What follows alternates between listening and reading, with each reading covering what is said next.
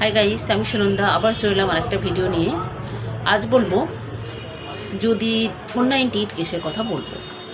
যদি 498 কেসে যখন সাক্ষীর যে স্টেপটা হয়, যখন সাক্ষী চলে, সেই সময়ে একটা যে কমপ্লেন করে তার বাড়িতে কিন্তু কোর্ট থেকে একটা সমন ছাড়া হয়।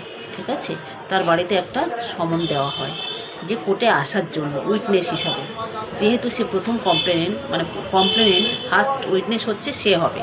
ঠিক আছে, তা সেই কমপ্লেনেন্ট যদি প্রথম ডেটে না আসে তাহলে কি হবে? প্রথম ডেটে যদি না আসে তাহলে কিন্তু আবার একটা ডেট হবে।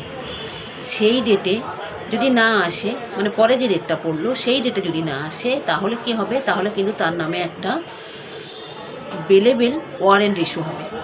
ঠিক আছে, আবার একটা ডেট হলো, সেই ডেটে যদি আবারও না আসে তাহলে সেই কমপ্লেনেন্ট বা সেই উইটনেসকে কিন্তু একটা নন বেলেবেল সেকশানে ওয়ারেন্ট ইস্যু করা হয়।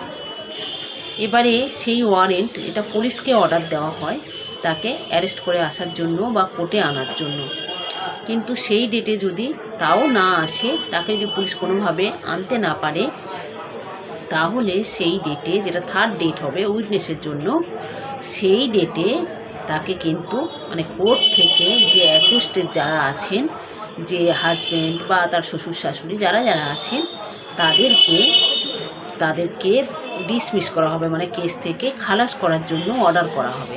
ঠিক আছে, তারপর 313 হবে, আর্গুমেন্ট হবে, তারপরে জাজমেন্ট হবে। কিন্তু যেহেতু সাক্ষী আসছে না, সেই ডেটে 3টে ডেটের পরে আপনাকে কিন্তু পুরোপুরি কেসটা থেকে খালাস করে দেওয়া হবে বা কেসটা ডিসমিস করা হবে। ঠিক আছে, তাহলে